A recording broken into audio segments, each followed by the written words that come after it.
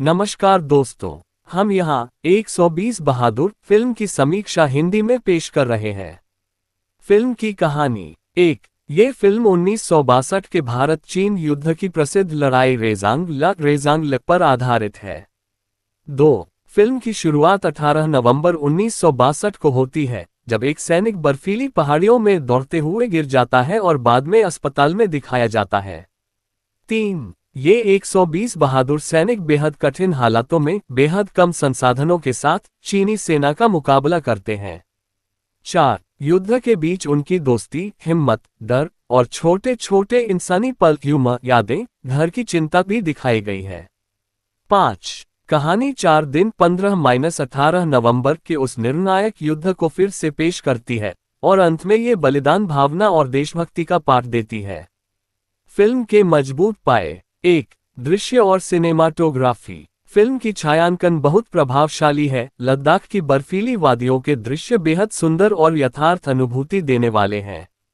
2 भावनात्मक श्रद्धांजलि। 1 ये सिर्फ एक युद्ध फिल्म नहीं है, यह उन 120 सैनिकों को सच्चे सम्मान के साथ श्रद्धांजलि देती है। 2 युवा एक्टर्स सैनिकों की उनकी आपसी दोस्ती, डर और आत्म बलिदान का प्रदर्शन बहुत प्राकृतिक और हृदयस्पर्शी है। 3 दृढ़ निर्देशन और सरल कहानी।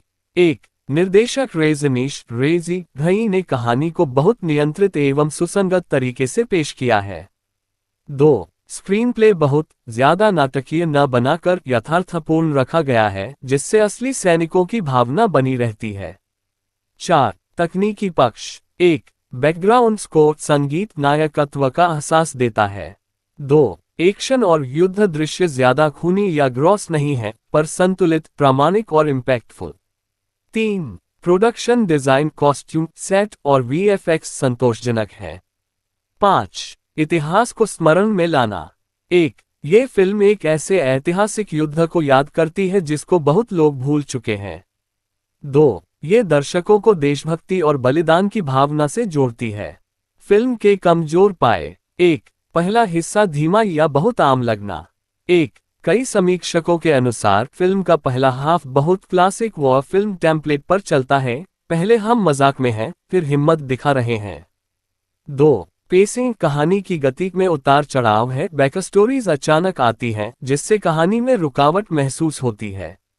2 भावनात्मक गहराई की कमी। 1 यद्यपि इरादा बहुत नेक है, लेकिन कुछ भावनात्मक मोमेंट्स इंजीनियर्ड यानी बहुत प्लान किया हुआ लगे हैं। 2 विशेष रूप से मेजर और उनकी पत्नी के बीच के फ्लैशबैक जैसे दिवाली सीन कुछ समीक्षकों के मुताबिक ज्यादा असर नहीं छोड़ पाते। 3 गाने सॉन्ग्स अपेक्षित पैट्रियटिक ग्रांडनेस नहीं देते, याद आते हैं जैसी ट्रैक ठीक ठाक है लेकिन बहुत ऊंचा इमोशनल पिक नहीं बन पाती। पात्र निर्वचन, कैरेक्टर एग्जीक्यूशन। 1 फरहान अख्तर का प्रदर्शन कुछ जगहों पर डायलॉग डिलीवरी में कमजोर महसूस हुआ। जब वे आदेश देते हैं या गंभीर भूमिका निभाते हैं तो कनेक्शन मजबूत नहीं बन पाता। 2 कुछ फिल्मों की तरह ऐसा लगता है कि हमें कुछ नया नहीं मिला। परिचित युद्ध फिल्म पैल में यह एक डिसेंट जोड़ है, लेकिन बिल्कुल नई पहचान नहीं बनाता।